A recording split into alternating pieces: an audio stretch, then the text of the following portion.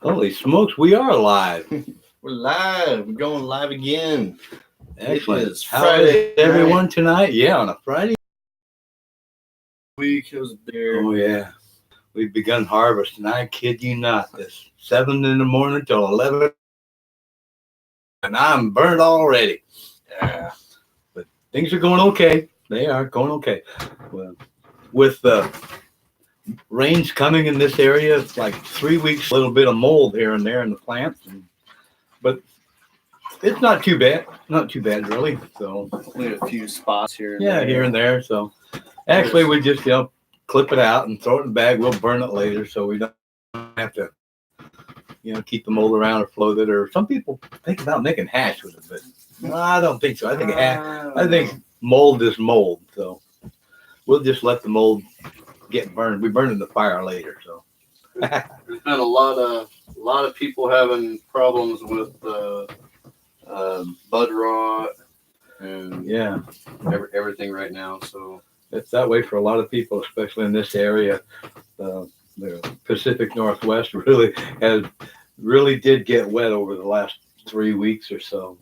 This last 4 or 5 days has been great weather, though.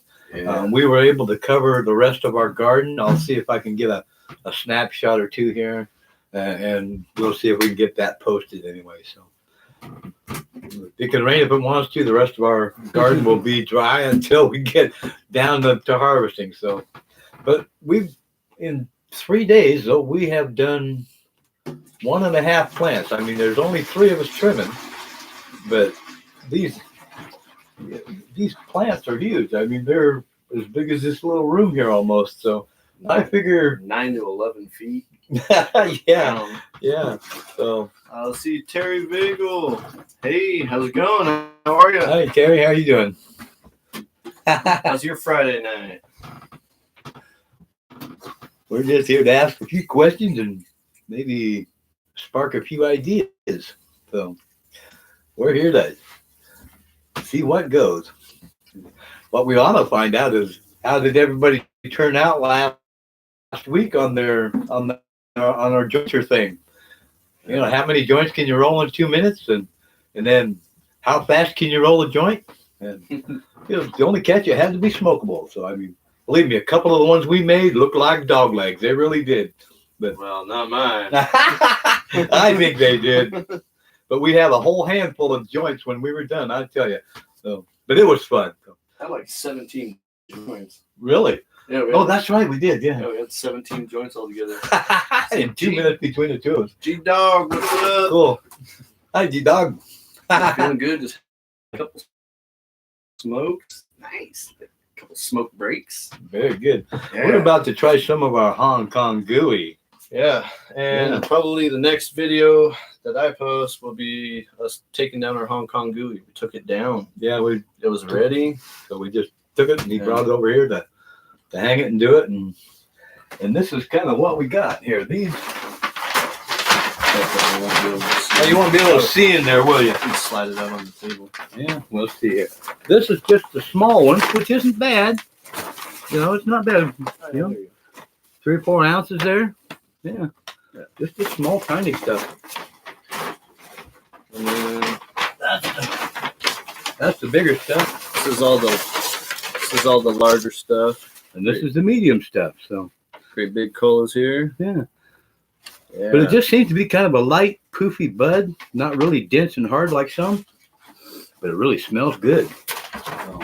G-Dog, what's up? Location Jason, what is up? How's your Friday night going, guys? Yeah, these big buds, these are pretty nice. Pretty nice. We can't wait to try them out. So many red hairs, yeah. And it actually is ground up a little bit, and it does have a citrusy. It does have a citrusy smell. Smells so good. Good evening, Christina. How are you? Yeah. We love making the videos for you guys too. And we do it for you guys. So Cisco the Kid, what's up? Good evening. How was your evening? How was everybody's garden? How far is everybody? Oh, location Jason Ventura. Very good. Yeah. Good evening. The only thing missing is a spooky lady. Yeah, It is almost Halloween. I could do a little decorating around.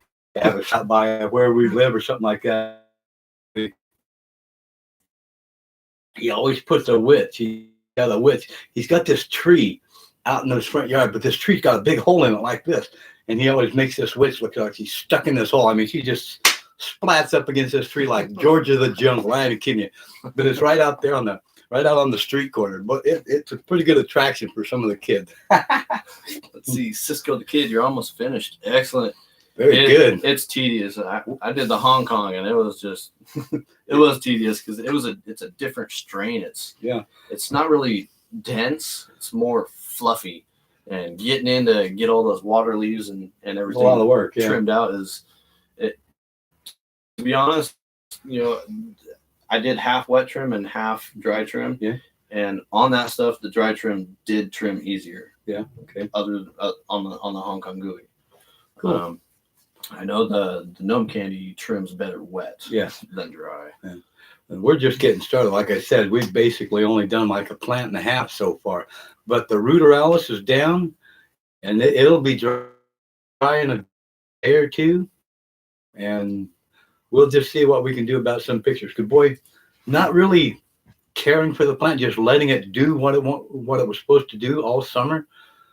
These big buds that were like this big and this long, I mean, they were really cool. But when you got them all trimmed down, there was these little limbs down on the bottom, and my friend told me they looked like pigtails.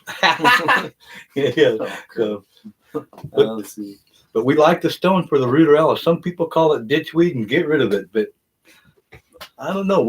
Ours are pretty good. We like it. It's got a good stone, a nice mellow stone, and it's got some legs to it. So you're not just wanting to get stoned again in 20 minutes. So I know last week we were having, and it wasn't just us, it was other people all the way up into Canada. We were having big issues all around. So I think our live stream only lasted about 35 or 36 minutes. Yeah. And it said we went for 45, tried to come back off and coming back on. But hopefully we have a better night tonight. Yeah. No issues. I hope everybody on YouTube has a better night tonight. See, Christina, you already harvested some of your outdoors, taking on some of it now. Slurring crashers. Let's see. David Priller. Very good. Welcome. Clipping mine today. Excellent. Nice. Light trichomes, heavy dense buds. Excellent. Yeah, when they start swaying when you knock a branch, instead of going like this, then you know that your plants are gaining weight because your buds will way over or even over like that, just because of the weight. Then you know you're real close. Yeah, so, let's see. Easy grown buds there has a question. When you have time, all right, shoot the question for the pests. Grown buds. Mm-hmm. So, go ahead and shoot it to us here, and we'll see what we can do. Yeah. Let's see, and I'm glad Cisco is turning out amazing. He's done really well this year. So I do believe Cisco. I think you did say you were following some of our growing techniques and everything. You've seen a different between old and the new. Very good. Hello yourself. Welcome everybody. Yeah, glad you can make it. Steve French. Let's see. You have some N and I. Blue glue going. I went ahead and topped one of those to see how it did. Okay, great. Stunted it compared to the others by a couple weeks. Really? That's not bad for stunt time for just taking a good bud off or something like it's that. Really doing great now. Yeah. Hopefully, after it turns around. Yeah, let's see. Yeah, those are kind of you got that right. They are FPK that's for sure. They're pests, man. Yeah. The only thing I can really tell you about the sugar ants on your plant is to just get some traps or something and just put them around the bottom because they will attract the sugar ants. You get some of that taro, the taro drops and the pads. But put them kind of away from your plants to draw the ants away.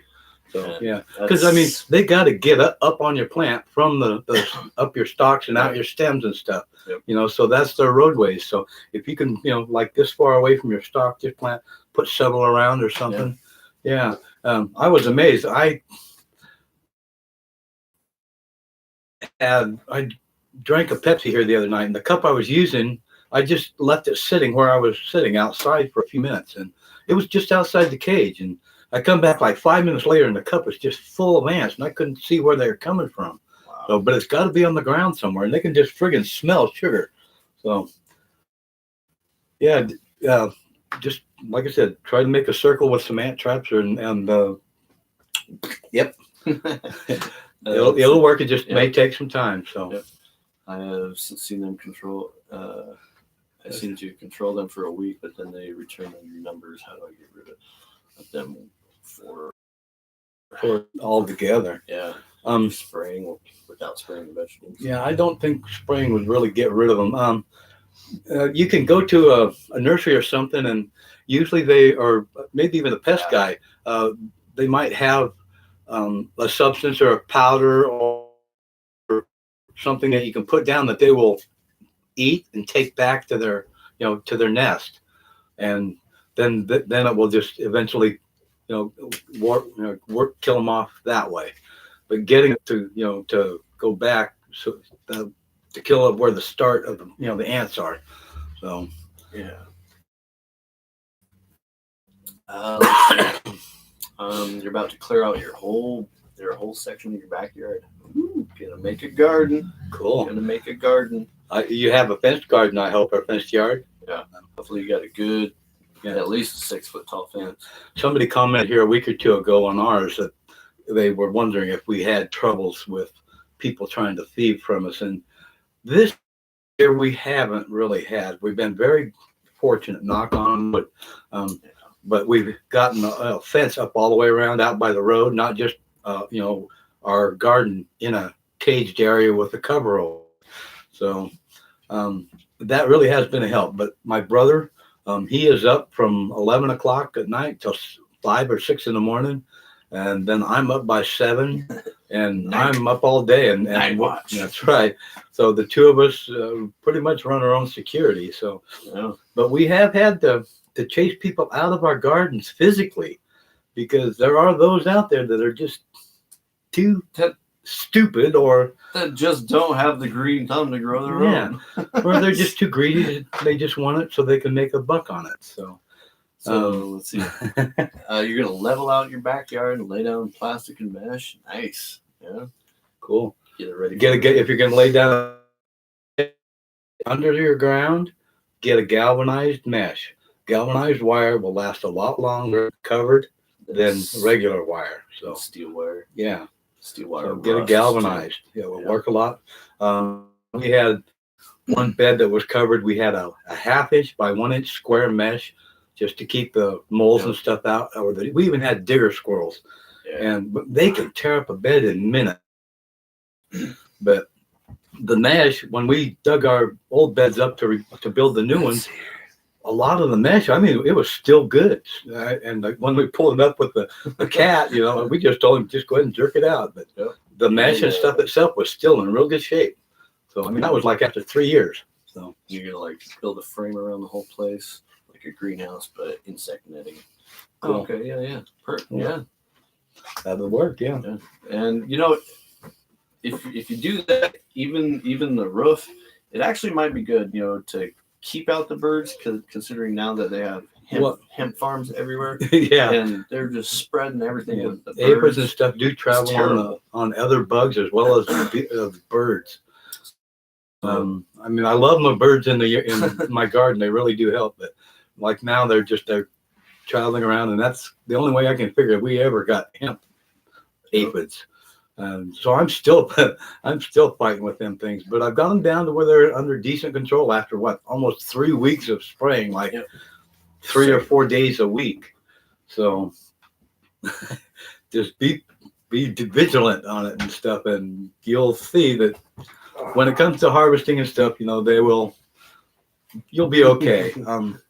I've even had aphids and stuff, after we cut and hang the limbs, with the buds on the ends and stuff, the aphids know that the plant is dying, so they're gonna go somewhere else. So they actually will leave your buds, but I go around with a vacuum cleaner and suck them up afterwards if I see little cobwebs up on the wires. So I do try to get as much off of them as possible. I don't like to vacuum the buds because that may suck anything off there that we might like. So let's see, Travis Handshoe, welcome, buddy. Hi, Travis. Thanks how are you? Joining fishing hooks on a string with the bell hanging between two stakes. Yeah, it works great. Yeah, nice little trip wires. Yeah, we got trip wires with big old coffee cans and soup cans. They rattle real good. We've had a couple deer trip the wires, and they do make a good noise. And I wake right up because I sleep there at the garden, so my brother doesn't have to holler very loud for me to be there. So yeah. RD Rooster, welcome. Thanks for joining. Good to see you. Does curing your weed up the potency or just taste better? I think it does a little bit. I think it helps. Yeah, it does. Curing your weed, yes, it does. Keep your high potency up when it's cured properly. Curing it too fast and stuff, or just too slow altogether, it will rot or dry out too soon. So, being careful when you do that. Yes, I think of it kind of like as a pine tree. When you cut down a pine tree and you leave the stump, it takes a while, and then the sap just starts coming out of the tree, and the tree dies. Same thing about a plant. Cut down the plant, trim it all up, everything brings it out.